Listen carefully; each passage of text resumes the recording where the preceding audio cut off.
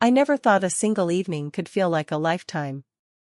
But there I was, leaning against the kitchen counter, watching her move across the room with that quiet, effortless grace that made everything else fade into the background. Her name was Catherine, though everyone else called her Kathy. She was in her mid-40s, the kind of woman who seemed to carry both warmth and a secret weight at the same time. I was barely 22, fumbling through my own life, but the way she looked at me, even for a split second, made the air feel thicker, almost too heavy to breathe. I should have left hours ago, but I kept finding excuses to stay. The hum of the fridge, the faint ticking of the clock, even the distant wail of a car alarm outside felt strangely intimate. Kathy was pouring herself a glass of wine, her hand shaking just slightly, though she'd never admit it. She noticed me watching and gave a small, almost imperceptible smile, the kind that made my chest tighten for reasons I couldn't explain. "You've been quiet tonight," she said, her voice soft but carrying a weight that made me hesitate before answering. "Just thinking," I muttered, not trusting myself to speak the truth. I wanted to tell her how much I wanted to be closer, how every glance from her felt like electricity threading through my veins, but those words would have sounded reckless, dangerous. And maybe they were. She leaned against the counter opposite me, the dim light catching the subtle lines around her eyes, making her look both tired and beautiful all at once. I noticed how she rubbed the back of her neck, a small nervous gesture, and I wondered if she even realized how mesmerizing she was to someone like me, someone who shouldn't feel this way. "You always seem elsewhere," she murmured, not meeting my eyes, tracing the rim of her glass with her finger. There was something in her tone, a hesitation I wanted to cross, to touch, to unravel, but I stayed frozen. I took a step closer, almost unconsciously, and felt her glance flick up toward me. Our eyes met for longer than was comfortable, and in that moment, it felt like the world had shrunk to just the two of us.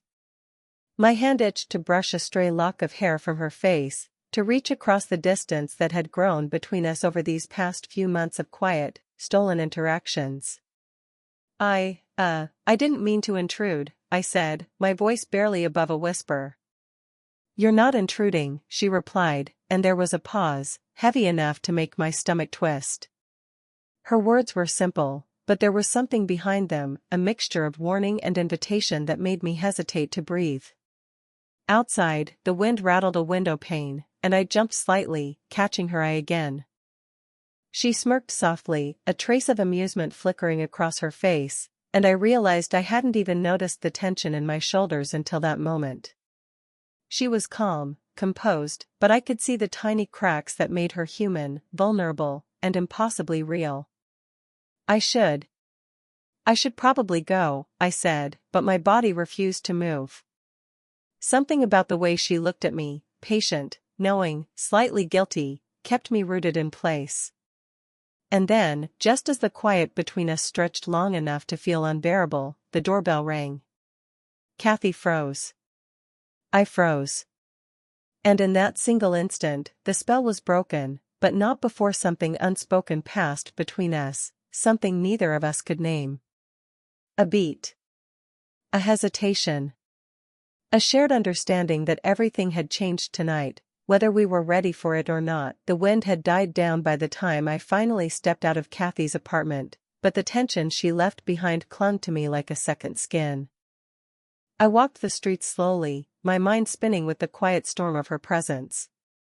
It wasn't just attraction, it was the way she made me feel like I mattered, like someone had finally noticed me for who I really was. That thought made me both reckless and terrified. Kathy wasn't just any woman. She'd told me once, almost offhand, that she'd been through a divorce that left her wary of letting anyone close. Her ex had been controlling, almost suffocating, and she still carried the weight of that life in small ways, how she hesitated before touching a glass, how she flinched at sudden noise, how her laughter sometimes faltered mid-sentence. And yet, despite it all, she radiated a confidence that made my own uncertainty feel loud and exposed. I, on the other hand, was just beginning to learn how to navigate the world on my own. College had taught me independence, but not how to resist temptation when it looked like her. My past relationships had been shallow, messy attempts at connection that left me wondering if I'd ever feel understood. Kathy made me feel seen in a way no one else had, dangerous, complicated, thrilling. That night, I found myself thinking about why this was forbidden. She was older, yes, but more than that, there was an unspoken boundary we weren't supposed to cross. My friends knew her as Kathy, the woman who taught at the local art studio, the one who always had a kind word and a warm smile. But to me, she was something entirely different, a force that challenged every rule I thought I knew. The thought of what people might say, or worse, what she might think of me, made my stomach knot, yet my heart refused to turn away. The next time I saw her, we were sitting in the sunlit kitchen, a space I'd grown to crave for its quiet intimacy. She was making coffee, humming softly under her breath, and I noticed how her fingers trembled just enough for me to reach out and touch hers. "You're thinking again," she said, a playful note in her voice that didn't hide the weight behind her eyes. "I am," I admitted, "but it's hard not to."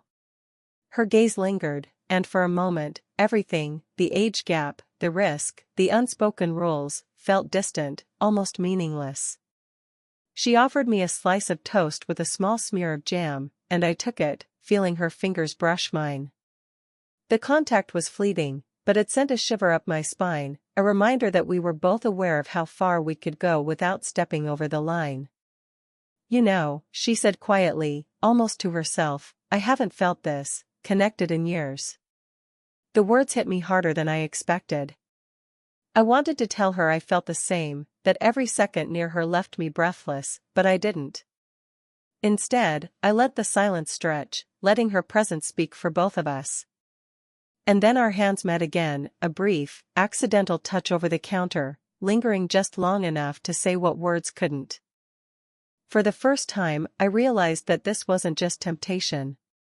This was something far more dangerous, and far more real, than either of us were ready to admit. It was supposed to be a quiet Saturday afternoon. I had come over under the pretense of helping Kathy organize her books, but the air between us felt charged, impossible to ignore. The sunlight slanted through the window, falling on her face in a way that made every freckle, every line, feel almost sacred. I wanted to tell her how I felt, to bridge the inches between us, but there was a knock at the door that froze me mid-step. Kathy's eyes widened. That must be my neighbor," she stammered, her voice tight. "I didn't expect anyone." I nodded, trying to calm the rapid beat of my chest. But even as she stepped away to answer the door, I caught a glimpse of her hand lingering near the counter, almost longing for mine. The neighbor, a cheerful woman about Kathy's age, breezed in without noticing the tension. They chatted for a few minutes, and I felt like an intruder in my own thoughts. My gaze drifted to Kathy, whose fingers tapped against the countertop, subtle, nervous rhythms that betrayed how distracted she was. Once the door closed, silence reclaimed the room.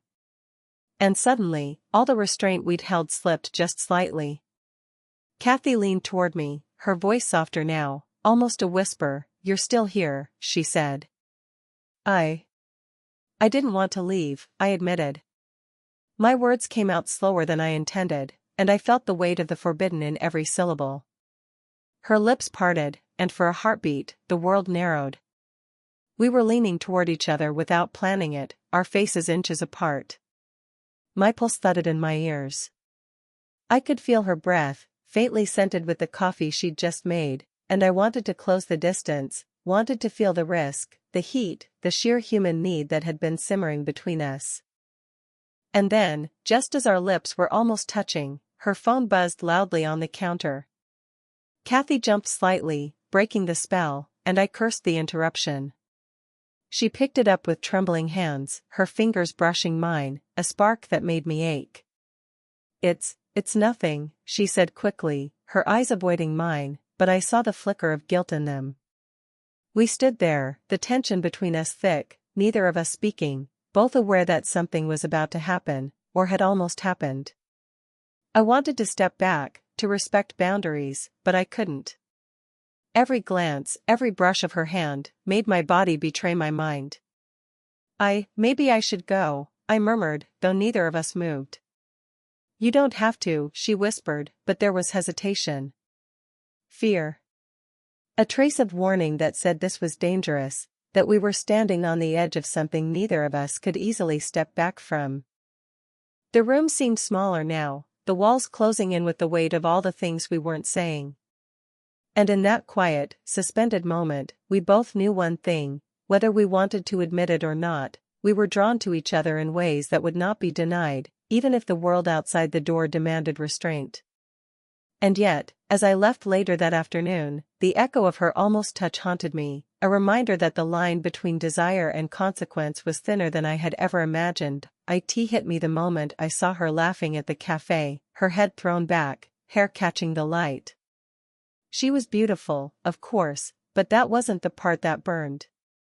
A man I didn't know was sitting close, his hand brushing hers as they talked. My stomach twisted in a knot I couldn't name.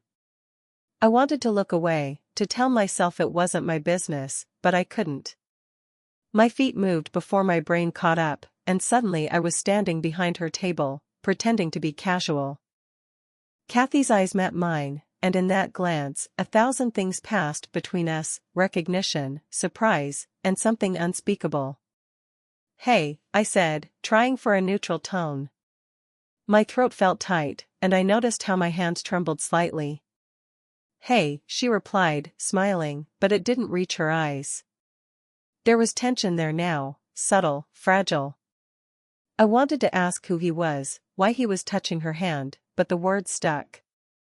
Instead, I pulled out a chair and sat opposite her, forcing a casualness I didn't feel. I could see the flicker of guilt in her expression, a shadow of apology for a glance or touch I hadn't earned. I didn't know you had plans, I said, trying to sound light, but my voice betrayed me.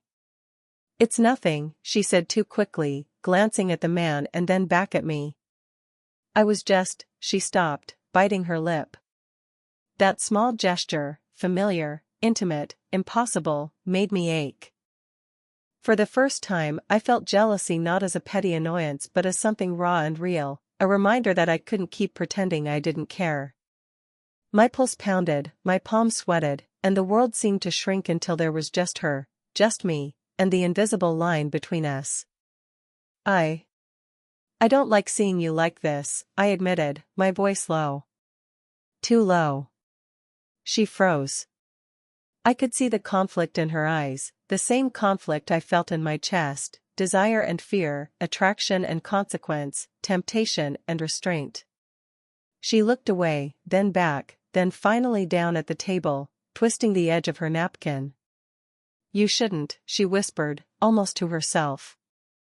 It's complicated. Everything about you is complicated, I said, the words slipping out before I could stop them. The confession hovered between us, fragile and dangerous. She looked at me then, really looked, and for the first time, the distance between caution and surrender felt almost meaningless.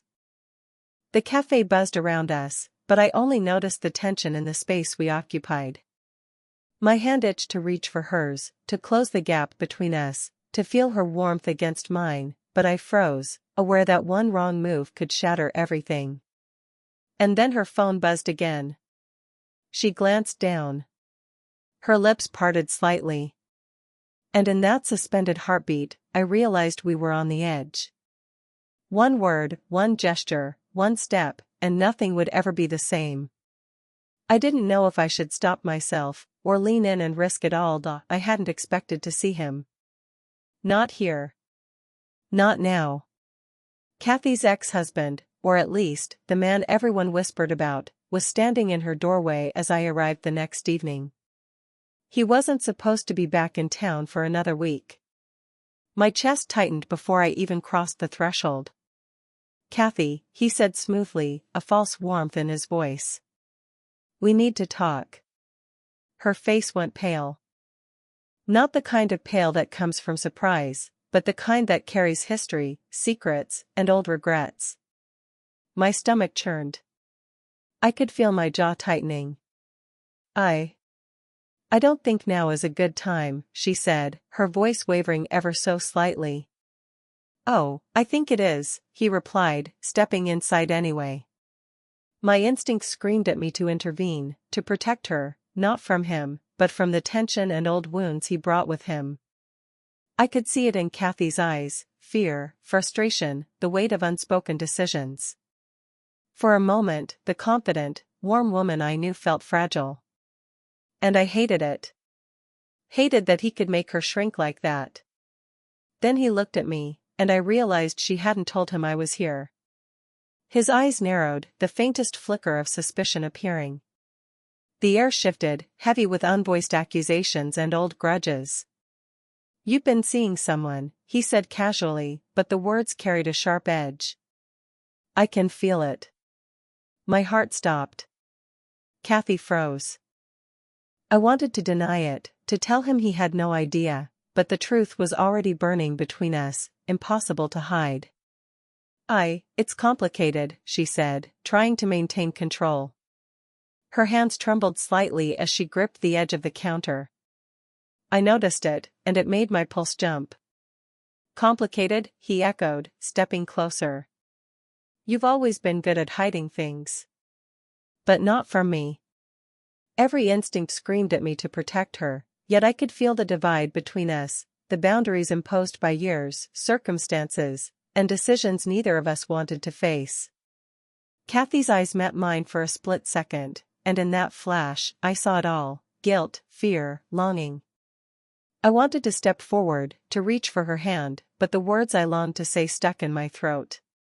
She took a deep breath, trying to regain composure. "It's over. What happened years ago is over. Please just," her voice faltered as he smirked knowingly, and I realized how precarious everything had become. The risk we'd been dancing around, the age gap, the timing, the secret longing, suddenly felt exposed, raw, undeniable. And then, as if testing the limits, he reached toward her shoulder, lightly, but deliberately, a claim of familiarity that made me flinch. Kathy recoiled slightly, but didn't stop him: hesitation, fear, and history tangled in her movements. I stepped forward before I could stop myself.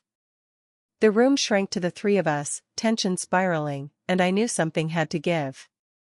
The choices we had avoided, the lines we had drawn, they were meaningless now.